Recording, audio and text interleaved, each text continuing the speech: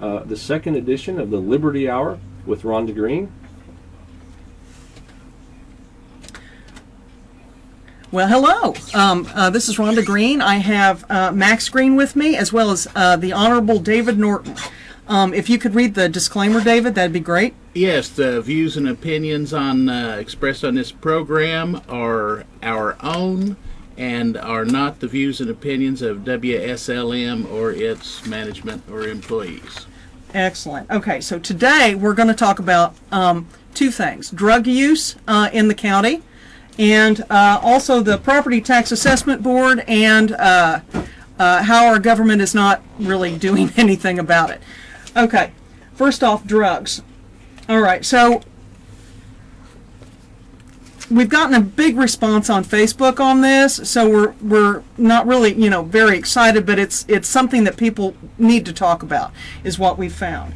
And so I'm gonna go ahead and just give you a insight into how we feel about it a little bit. Now, drugs, we consider drug use to be a part of human nature. Here, us in the studio, we all have the potential to fall into some kind of addiction, and because we are creatures of habit. Some things have a chemical hold on us: sugar, heroin, alcohol, tobacco,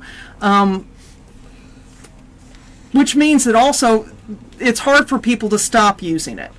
Okay, so and in a lot of ways, making it illegal keeps people from getting access to therapy and support. So here's so there it is, right in a nutshell. Let's go ahead, David. You were talking really well on that. Yes, I got really interested and concerned about this after what happened in Scott County and Austin with just to go into that, and because I think it's important, because we're in Washington County, or right next door. I live in Little York, so Austin is just about 5 miles away as the crow flies.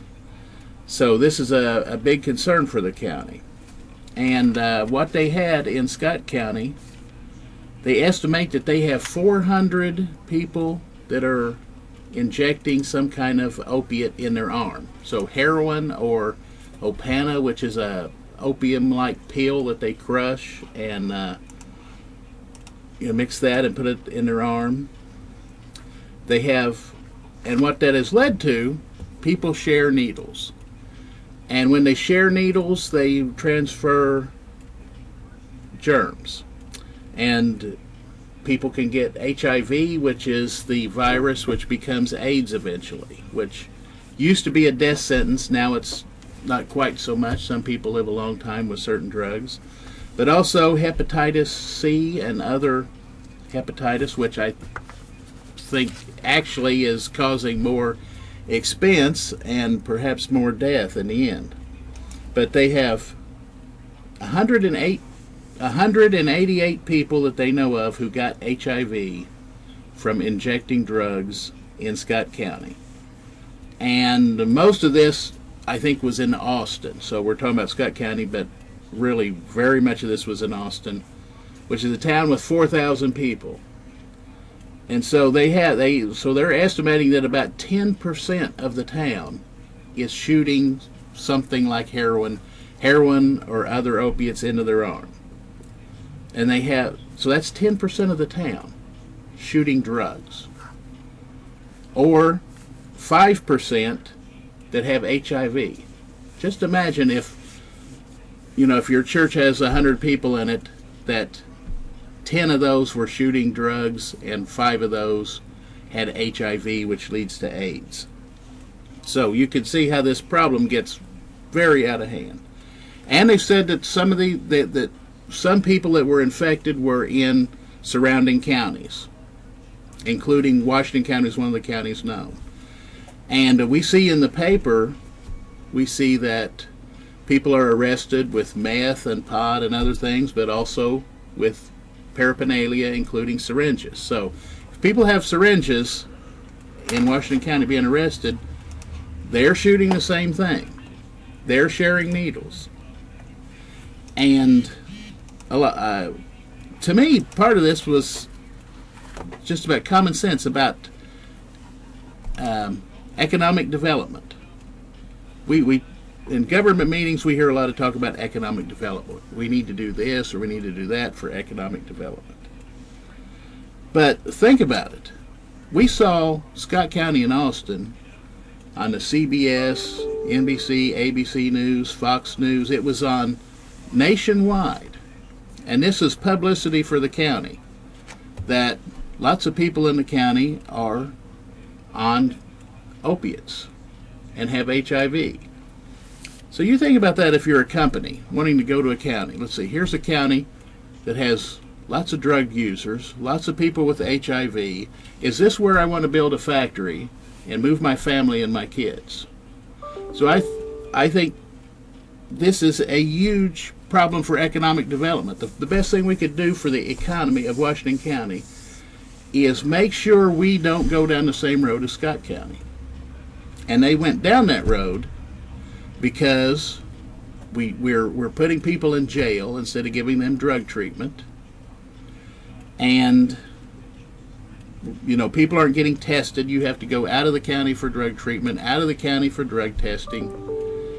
And just a statistic, just the people that they know about, the 188 people infected with HIV, is going to cost $100 million. So that's, you say, well, let them pay for it, their treatment themselves. Well, if they're paying for their treatment, they're not buying things. So it's $100 million coming out of the county, whether they're paying for it or whether it's going for incarceration or treatment by the county, or whether it's the state. If the state pays for it, that comes out of our taxes. If the feds pay for it, that comes out of our taxes. So this is a huge expense, and I think the best thing for economic development is to get ahead of this. We can't build enough prisons and jails to get out of this problem.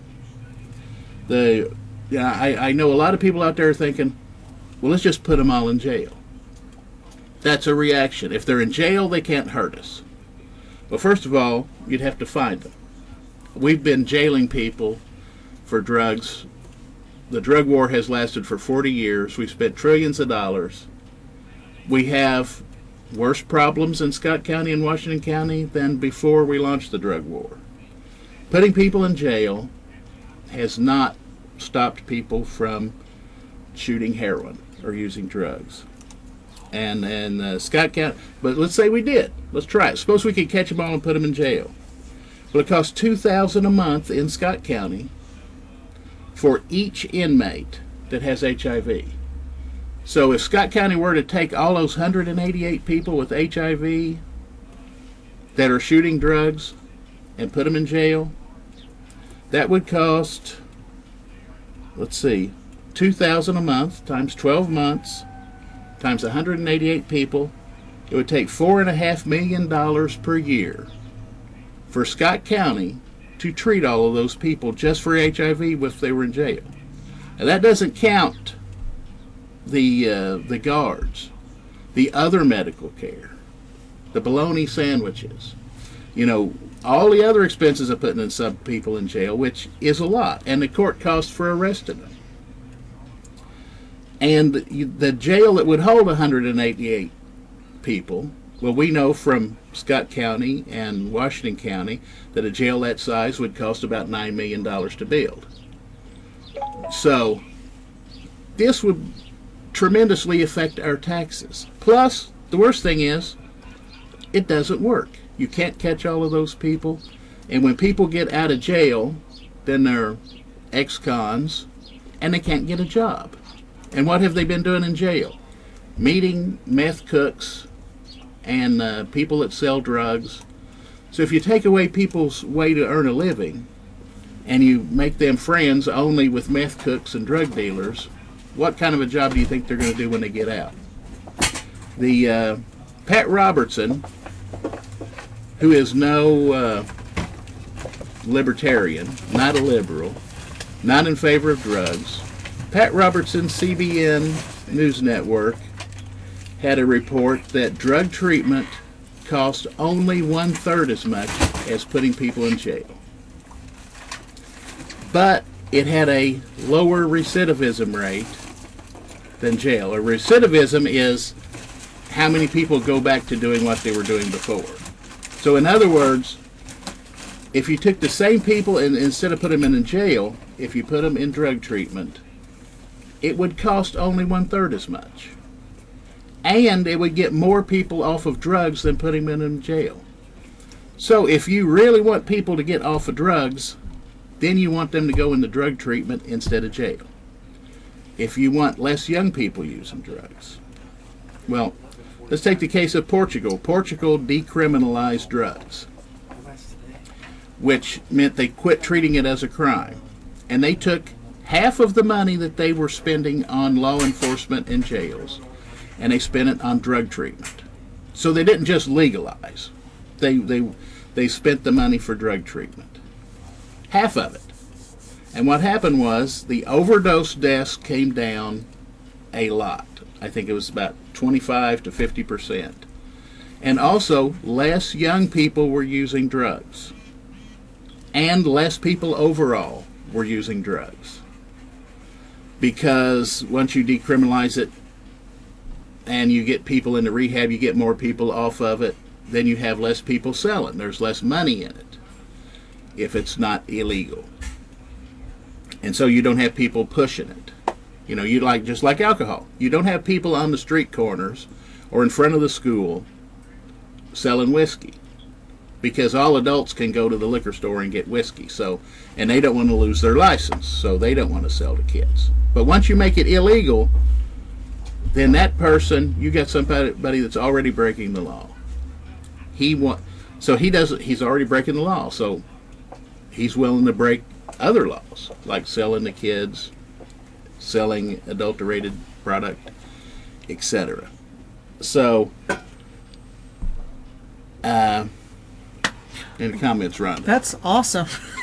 You came prepared. We kind of like talked about it this morning, and you know, very, very elegant way to propose that. The thing of it is that, you know, we're not for drug use, you know, exactly, as a party, even, or as individuals and stuff like that. And we've all been, it's hard not to meet somebody who hasn't been touched by this. They're still your family. They're still your kids, your spouse, your brother or sister. And it's something that you can't talk about without fear of legal repercussions. And so it goes unhelped and undealt with. And it's just an open sore. And, you know, in response to dealing with drug use, our own personal county, you know, asked themselves, what would Jesus do? Well, it sounds like Jesus wanted to build a $17 million jail facility? I don't think so. You know, it's really, you know, that's another thing too, but, you know, being a Christian government, so to speak, we're not very Christian in our dealing with people in the community. So, you know, that's an aside on my part. But yes, Well, I think so. Look at alcohol. Right. If somebody's addicted to alcohol, well, they'll stand up in the church. They'll come forward and get prayer. They'll tell the preacher. They can tell their friends. Right. They can say, hey, where can I get treated for alcohol? But if they're shooting heroin, first of all, it's illegal. So it's a problem for them to talk to people. You know, they're afraid to talk to their pastor or their family or their church members, or to come forward.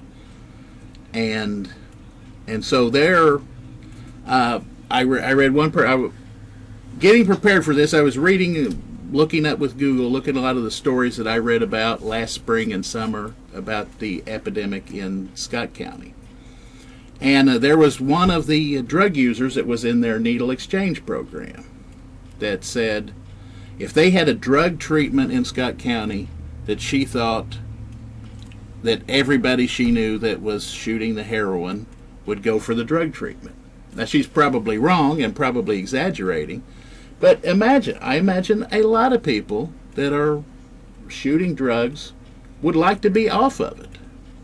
Right. And they're not going to turn themselves into jail just to be thrown into jail to get a criminal record. But if there was a drug facility in drug treatment in Scott County or Washington County, I mean, this could actually be a drug treatment center in Washington County. This wasn't the thing I wanted to talk about. Well, no, sorry. But there are jobs in the healthcare industry. That's one of the fastest growing things. And this might be a good thing for the county to get people off of drugs, and also the drug treatment, who knows, we could become a center for the area. Right. Gosh knows there's enough people that need it. Right. And there's also a lot of discussion about legalizing marijuana, which, I mean, once again, you go back to it. If it's illegal to do it, then people hide their use, and the wrong people make money off of it. And not only so-called criminal element, but in a way, I would just as soon be like the city on or the town on Mayberry. The television show, not in real life. That's a whole different beast altogether. But where all you really had to worry about was jaywalking. Yeah. Yeah, I mean, it increases government and it increases our taxes with the desire to have more control over the community. It costs us more. It costs us a jail. And that's an extreme.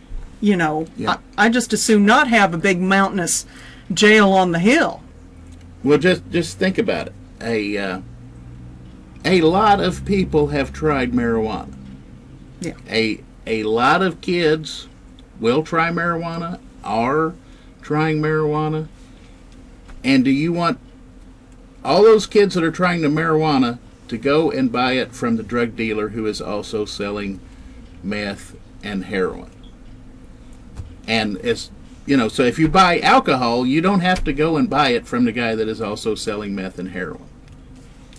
And something about marijuana is that in all the states that have decriminalized marijuana in some way, that have medical marijuana,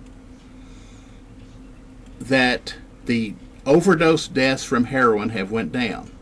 And what they think is that some people that have chronic pain or have gotten addicted to the pain medication, and really, when we're talking about these heroin addicts, almost all of them are really people that started getting pain medication. A very large number of these people got addicted because they were in a car wreck or somehow, or have a bad back, or were taking pain medication. They became addicted eventually to pain medication, which is just other forms of opiates, except they came in a pill and they came from a doctor. And then when they started figuring out that people were abusing this or getting addicted, they had to crack down on prescription pain medication. And what did that do? Like Rhonda was saying, that this is human nature. People get addicted to things. And so these people started turning to the drug dealers and getting illegal opiates and injecting stuff in their arms. So when you crack down in one place with this drug addiction problem, it pops up somewhere else. You crack down on cocaine, and then you have a crack epidemic. You crack down on the crack epidemic, then you have a meth epidemic. And this is what happens. But they think that some of these people with back problems and chronic pain and people addicted to painkillers and shooting opiates, that where they can get medical marijuana, they started using pot instead of taking the opiates. And that's why they have had about a 25% reduction in opiate deaths in every state that has legalized marijuana. And the state taxes it, and there's a control, and it's not sprinkled with opium. When people are buying illegal marijuana, they don't know what's in it. It could have PCP or opium, and so we need to deal with this in a straightforward way. Something I just found yesterday when I was looking up information for this was in Texas, which is a very conservative Republican state. They were expecting 17,000 new jail inmates. And the Republicans that were in charge in the legislature on the committee over prisons, they decided that they didn't want to build more prisons out of Republican care about taxes and fiscal restraint. And they decided, let's go the drug treatment way instead of incarcerating people. And they used, it was going to cost them $500 million, $500 million to build new jails to house these 17,000 new inmates. And instead they spent half of that. They spent it on drug treatment, and they even closed 3 prisons in Texas. So, and they had a reduction in crime. So if you're worried about crime, these people are out robbing and stealing, well, the best way to get people off of drugs and reduce crime is to get them into drug treatment. Drug treatment works better than jail. Drug treatment is cheaper than jail. Drug treatment doesn't make people into ex-cons. People can work and contribute to society. So I think this is a win-win-win. And there was one more thing. Needle exchanges. This was resisted in Scott County and resisted by the state government, conservative people, even, from what I read, even the local health officials were backwards about, I don't know about a needle exchange. This is just going to enable people. But at the time they were having this epidemic, they were getting 20 new cases of HIV a week. 20 new infections per week. And then when they instituted the needle exchange, this went down to 1 infection every couple of weeks. And the needle exchange, I heard people, argued with people on Facebook that this is just enable them, why should we pay for their needles? It's like, it cost between $300,000 to $600,000 for HIV treatment for one person infected with HIV during their lifetime. And needles cost a few cents. So if you can spend a few cents to keep from spending $600,000, that sounds smart. And you look at Scott County, they estimated that this HIV epidemic will cost $100 million. And I think that we in Washington County, we don't want our kids infected with AIDS. We don't want hepatitis, which people end up having to have liver transplants. These are close to being death sentences. And a needle exchange requires the addicts to turn in their old needles for the new needles.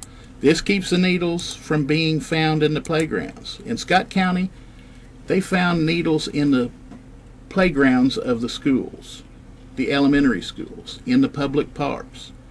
And any kid could pick up a needle and get infected with AIDS.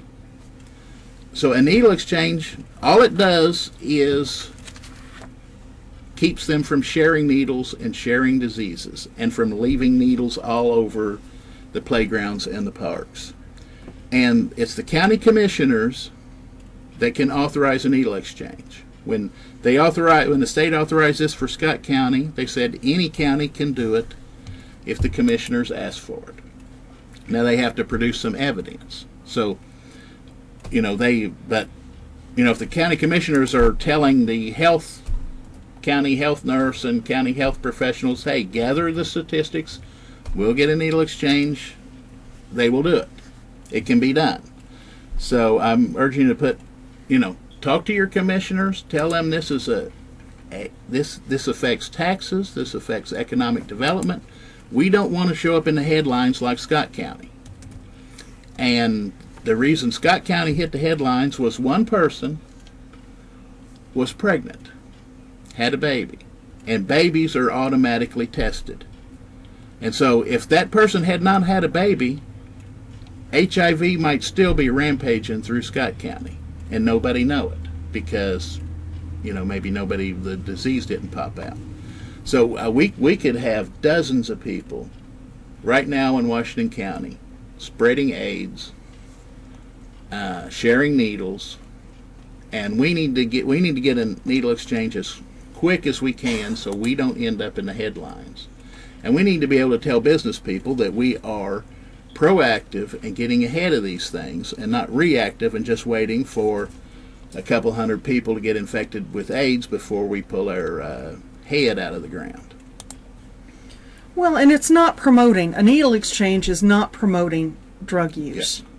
A needle exchange is a way for families to deal with supporting their family's health, because that's the thing. You may get over drugs, but you're not going to get over AIDS. Yes.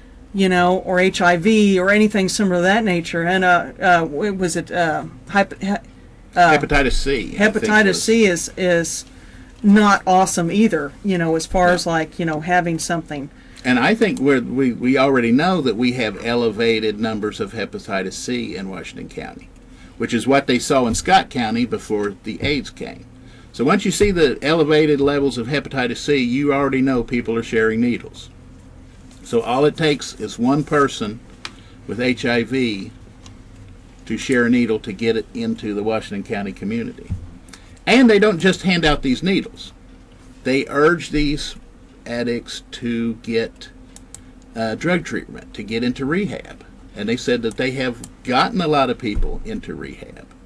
So this is a place where the health professional can talk to the addicts and say, hey, why don't you get into rehab? And it gets people into rehab. So they have done studies where they've had needle exchanges, and they haven't found that this causes an increase in people using drugs. And just think about it. Is anybody going to say, oh, okay, I'm going to shoot heroin because I can get free needles? There's nobody that ever said, I'm not going to take heroin, and then somebody said, oh, but you can get free needles. So I said, oh, I think I'll shoot heroin then. That's not how it works. That nobody wants the needle exchange except people that are already on heroin. And, it's not like an Easter basket where you give them so, no. But that's the thing. It's like being able to deal with the problems in our community instead of pushing it out the door and trying to pretend it's not there. That's not the right way. And that's what we've been doing. We shouldn't be making money off of somebody else's sorrow and pain. And I know that the county, the main reason to build this new jail was to go ahead and fund the government on other levels. It's disgusting to me, personally. Well, if they're coming in to exchange needles, they've not hit rock bottom yet, but they need to know the next time they have a bad ride or something don't work out right that there is some alternative. And that's the thing, by having the treatment facility information available to them ahead of time, then when they do hit the skids where they're ready to give up, whether they couldn't score or whatever, or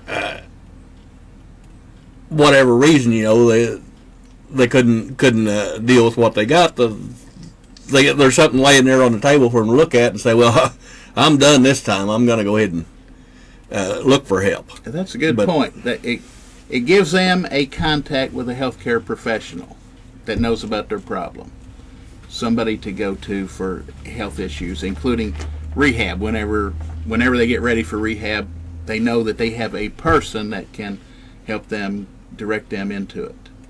That's a good point. And I don't know, did I talk about Portugal? Yes, you did. Okay. Yes, you did. Okay. I don't want to repeat myself. So we're trying to go over the subject as thoroughly as possible and try to figure out what questions you might have. And these are, we've done a lot of research into it and about human behavior and that kind of thing. So we're trying to put forward a way to deal with families in crisis, a community in crisis. even though you don't hear about drug use or that kind of thing, it is out there, and it is affecting families and their well-being. Families and individuals and just the community in general. Okay, is there anything else? I think I'll give you some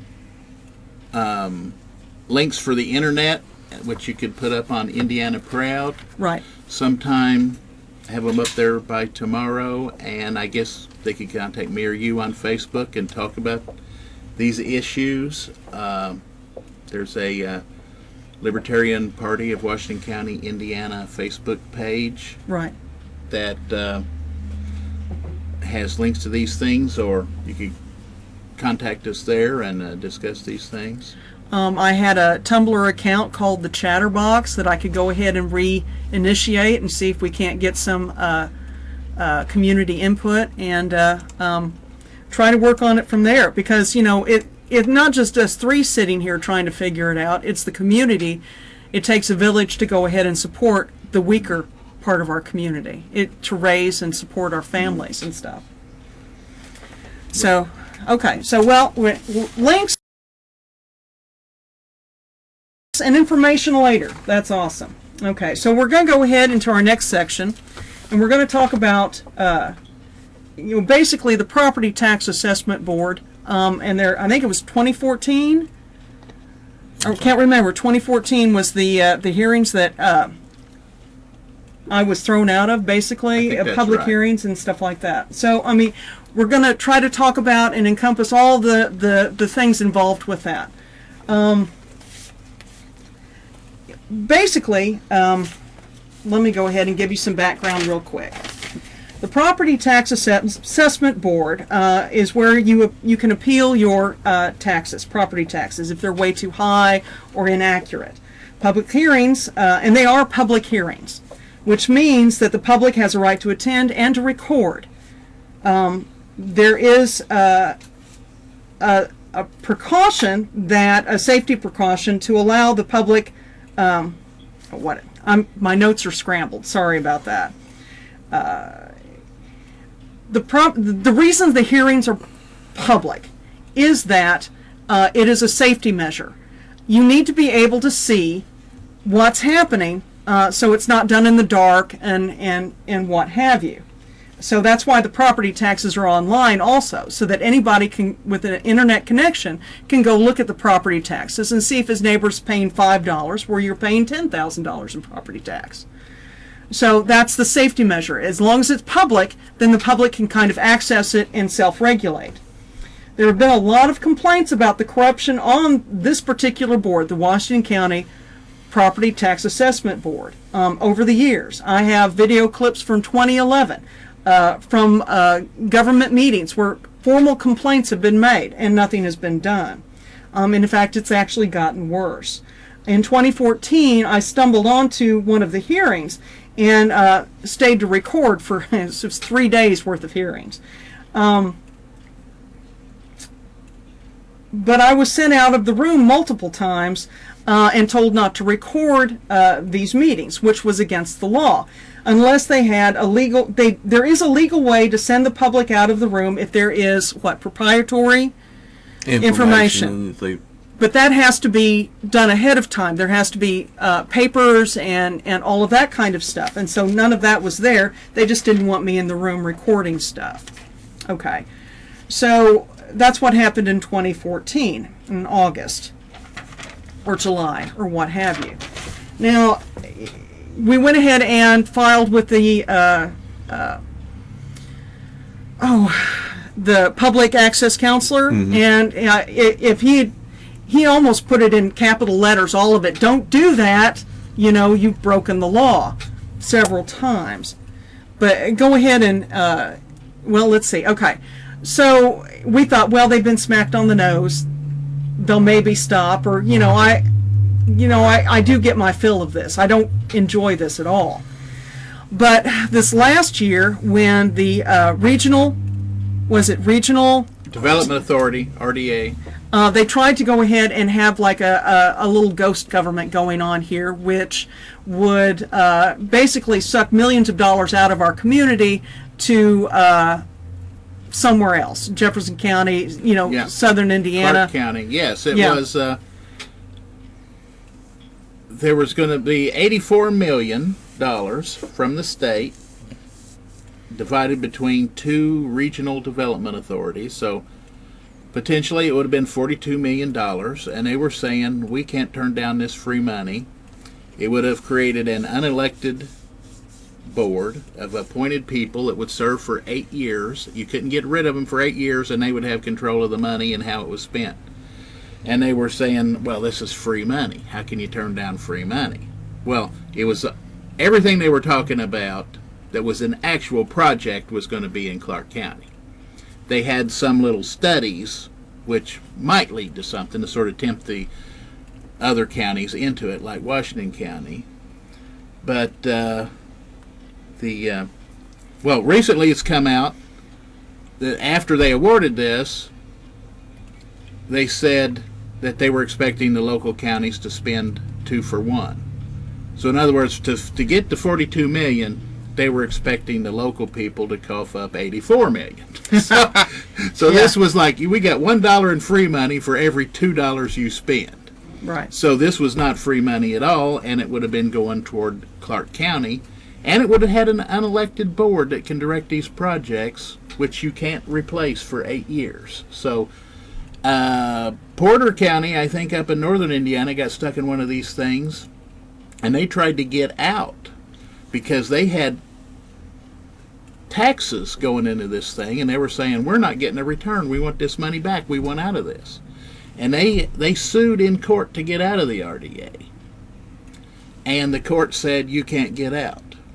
And the other thing they said, oh, don't worry, there's going to be this is not just a one-shot thing of the $42 million. There will be more money in the future. This is not just, well, in this spring we've seen in the legislature is balking at spending, giving more money back to these things. So that promise that, oh, this will keep going, this will be money coming every year, was not going to be true. It was going to be a one-time thing to get us on the hook for more than 8 years of spending and tax increases. But I want to congratulate our local county council. Considered it and rejected it. They saw some of these same problems. Well, I mean, you can go ahead and congratulate them, but the Regional Libertarian Party actually was very gung-ho about being at the meeting and stopping this because we know it for what it was. And I hadn't been to the meetings for a very long time. And just because I can't, it just makes me angry. And I needed a break. But I was asked by Martina to go ahead and show up, and I said, well, okay. So I bring in my equipment, and I'm setting up my equipment, and we've said this before. A public official came back and assaulted me. He wouldn't leave me alone. He wouldn't walk away. He almost hit me. If it hadn't been for David Norton, he almost hit me. And that's the thing. It's not that how do I put this? So that happened. They had video of it. They took it offline. I don't know if they're just bad editors, but they scooped it out. So, I mean, that they didn't, it happened. They scooped it out, and they let everyone know that they did that. It's just disgusting to me. But anyway, if you going on to and this ties into what you're saying about the Property Tax Assessment Board. Right. Is by yelling at you, getting close to you and yelling at you, saying, I'm going to call the cops on you.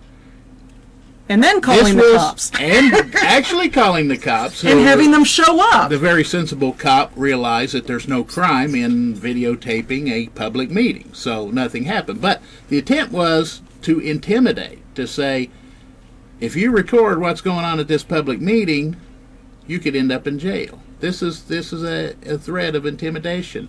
This is not how the government is supposed to work. Government is supposed to, this is part of democracy. This is civics. This is what you learn in the 8th grade and when you're a senior in high school. For democracy to work, government has to be open. We see on C-SPAN, the House of Representatives and Senate, they have open hearings. It's televised. It's recorded. We have freedom of information. Hillary Clinton is in trouble because she kept emails that were supposed to be on a government server. So if there's a subpoena or a public request for Freedom of Information Act, that they would be on the server and they can search and find the relevant records. Well, that's why she had a private server in her home. She didn't want her email to be responsive to Freedom of Information requests. So when a judge says, give us all the emails on this topic, she wanted her servers off the system, so when a judge has a court order, that her stuff would get missed. It was an intent to break the law by not having open government. And there are certain things that are supposed to be open and not classified, and some things classified. And when the government overclassifies or has executive sessions or secret meetings, secret hearings, this is a problem because anything can happen in the dark. And when things are in the open, like just writing a letter to the editor or having the cameras on. We see this with the police. If police are wearing body cameras, there are 80% less complaints against the police, and there are much, much less violence, which is coming from the police, that everybody gets more careful. And it protects the police, it protects the people they're arresting. Openness this is what we want from government. The more open, the more transparent, the more we know what's going on, the more democracy we got. So that incident, not only it made me angry, and because it got worse. They've always threatened me and been aggressive. I want to go ahead and play a clip from the 2012 Campbellsburg forum. Let me see if I can do that. There we go. And here we go. And this is the same individual that assaulted me. It's not about the stopwatch tonight. It's about discussion of the issue. What encouraged you to run for county office? Okay. Well, one of the reasons I was encouraged to run for county office is a lot of my fellow friends and citizens in this community that I've lived with all my life in this county come to me and ask me to run. They felt like that I should get. Rhonda didn't. She's shaking her head no. Of course, no. She has her vendetta anyway, but that's fine. She has her own thoughts and her own about things and how they should be handled. But with honesty and being transparent, these are things that have to be practiced and done. And being lawfully and truly above the law is not the way to go. And there's some people that feel like they can do that. So, if you're going to be in public office, you have to abide with the law. And if you don't abide with the law, I'll assure you, and you'll find out that the law will take care of you with prosecution. Not sure where that was going, but Mr. Okay, so that was just a campaign, promise by him for not break the law, but of course that's not been the case. This clip will be back on Indiana Proud as well as a couple others and stuff like that. So this has been chronic behavior by our local officials, and it's really inappropriate. And what it means to you is that it's not just happening to me. It's not just happening to me. And it, going back to the Property Tax Assessment Board, Max, tell them what this means. You're the best at this. Oh, well, basically when the state required them to send a response when we made the complaint, and their lawyer's response was basically, I know the state law, I just choose not to follow it. They feel that you need to be more laid back. Well, it's not this single incident that's the problem. It's the idea that they come out and said that there's not been legal hearings held in the county for hard telling how long.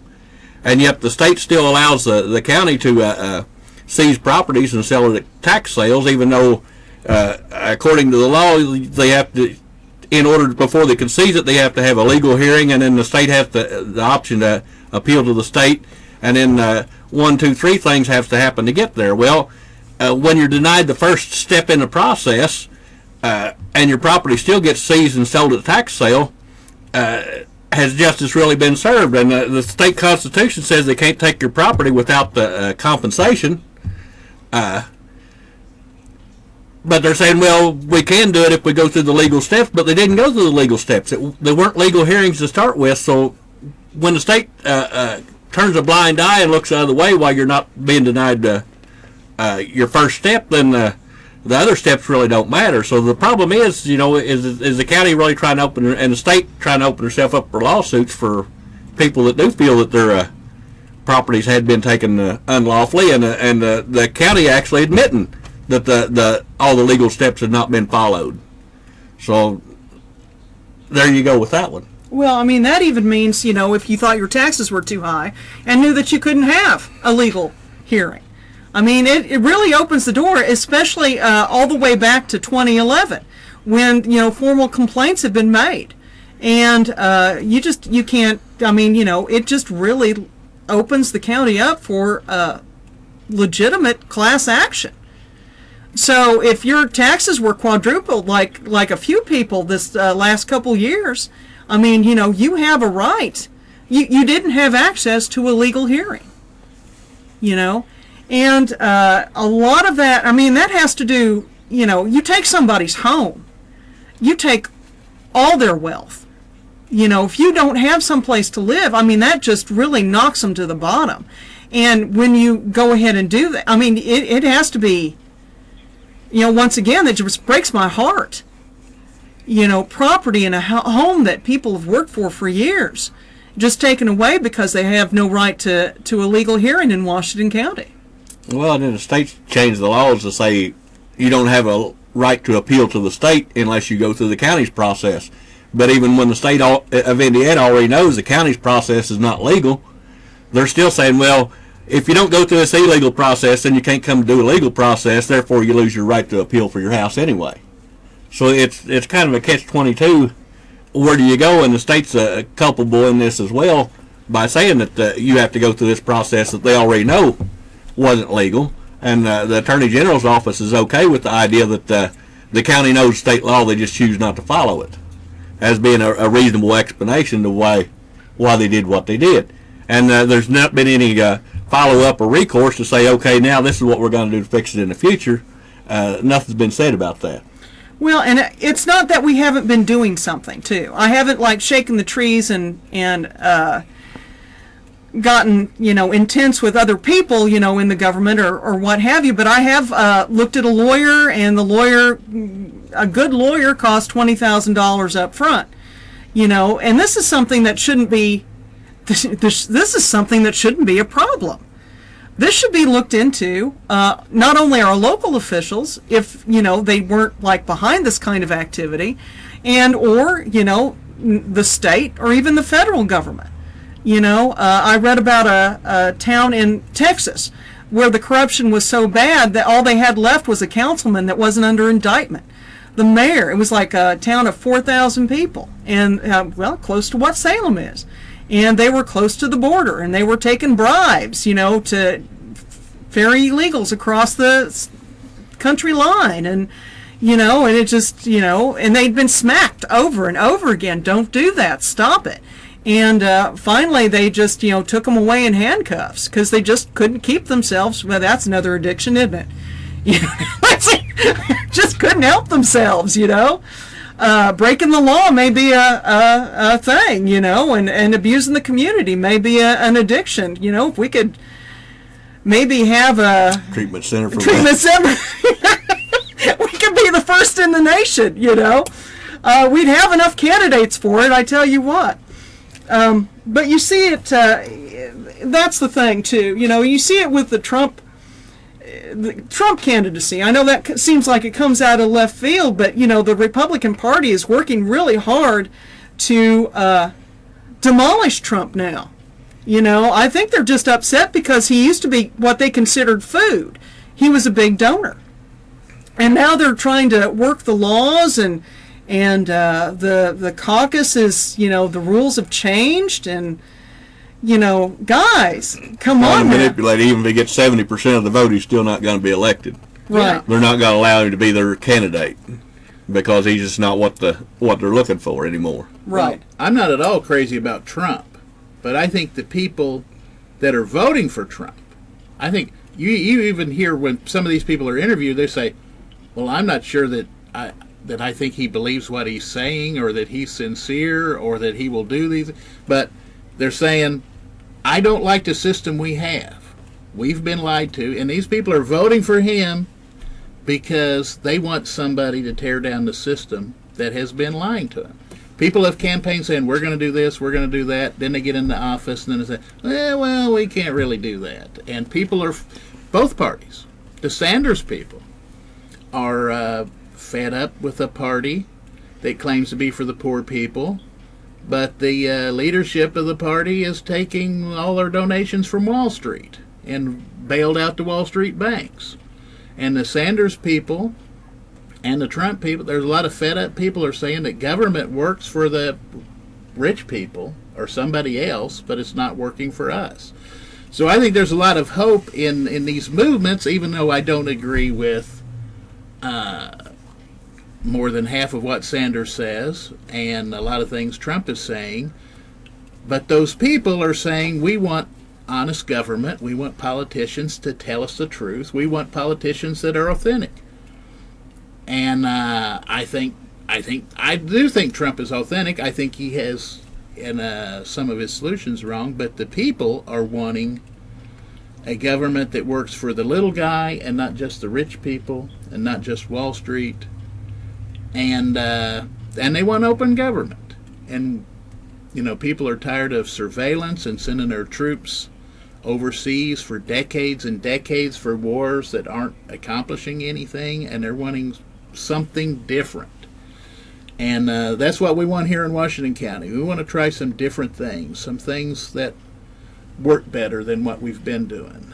More open, more transparent government. We want politicians whose first instinct is not to ask their lawyer, how can we stop the public from attending this meeting? How can we make this? We want politicians whose first instinct is to, let's have everything be open. Let's have every meeting be open. And the first instinct to be say, how can we make sure that people can record? And and be aggressive towards openness until the lawyer says, you can't do this one in public because of this reason. And what we often have is the reverse. Their first instinct is can we find some way to make this closed or secret or not public? And we just need, and you can be a conservative and be for open government. You can be a liberal and be for open government. You can be a libertarian and be for open government.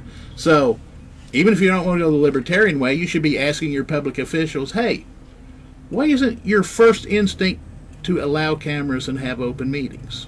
It's not going to hurt, conservatives, anybody to have more open government. Nobody except the cronies, the people that are getting special favors, the things that are kind of embarrassing, and that's why they want the meeting closed. Well, that's a good question for everybody that's in office right now and seeking that office or a higher office. Why do you not believe the public has a right to attend a public meeting? Because apparently that's your position, or you would be standing up and saying, wait a minute, I'm not going to tolerate this anymore. But there's not a single one who's in office right now who's willing to do that. And, we did send an email to our state representative and our state senator and say, hey, they tried to kick us out of this public meeting, or Rhonda did, and we need your help, and get no response from them. And we got no response from the Attorney General, who's running for higher office as well. They just all looked out of the way. They don't believe in your right to attend a public meeting, and they don't believe in your equal protection under the law rights. Yet they're going to tell you whatever you want to hear. Yeah, they're for gun rights and they're for all other rights, except for when it comes time to put the rubber to the road and prove that you're going to stand up for the right for the public to attend a public meeting. Yeah. And that's one of the basic, simple things that's went on. And here we've already went through the channels and tried to complain, and even got the state police to assign a detective to investigate this assault charge with trying to unlawfully throw the public out of a public meeting, and basically the detective just decided he didn't want nothing to do with it, so he didn't even talk to an eyewitness. The state of Indiana's official position apparently is that the public has no right to attend a public meeting. And if that's not the case, then why aren't some the supervisor saying, why didn't you follow up on this? Why don't we assign somebody else who will follow up on this? That's maybe reaching a bit far, but when the public no longer has a right to attend a public meeting and nobody you've elected is willing to stand up and say, that's wrong, we have a problem, people. And we need to be looking at this real strongly and asking questions before we hand them a vote again. Well, and I'm going to bring in the local. The prosecutor told me that he wasn't going to look into it, that he wasn't going to hold this individual to the feet to the fire, and basically that's why the state police officer didn't investigate. I've got an email on that. That's the whole reason. It's a rinky-dink charge. Assault is a rinky-dink charge, and it might go ahead and curb this kind of behavior, but this behavior is supported and encouraged in our county. Because if you're afraid that you're going to lose your job or be pulled over or be abused by people who are using the community's power to hurt you, you're not going to speak up. And that makes it easier on them to do what they want to do. And the only reason I can really stand up, because I have no doubt that the next time this individual's going to hit me. I know this. This is the kind of behavior, he's barreling into it, it's escalated, and it'll continue. And I'm not looking forward to getting hit, but I will not shut up. I don't like it. It's not going to happen. Stop breaking the law. It's pretty simple. But anyway, so... It's tough when the rest of the public look and see, you're up front and they're doing this stuff to you and nobody's doing anything to protect them. Somebody's got a job local... don't want to stir no waves. They don't want to come to these public meetings just so they can be singled out or intimidated or have their boss called and told that they're going to ruin their business if they don't get rid of this individual or whatever for being a troublemaker. It's waiting on the public to just passively give up their rights. Whether they want to attend a meeting or not, they still have the right to do so. And for the elected officials and for the powers that be to say, well, no, not really. Right. They need to have to come out and justify that, especially when another election cycle is coming through, and say, how do you really believe? And not just what I want to hear. While you're in power today, what bills are you going to pass through the state House and Senate? What are you going to come forward and say, you know what, we're going to make this a felony for any individual who holds an elected office to try to throw somebody out of a public meeting? Right. So, basically that's what it is. That you can tell by the individual who during the political forum said, everyone that breaks the law should be prosecuted. Well, this individual has broken the law multiple times.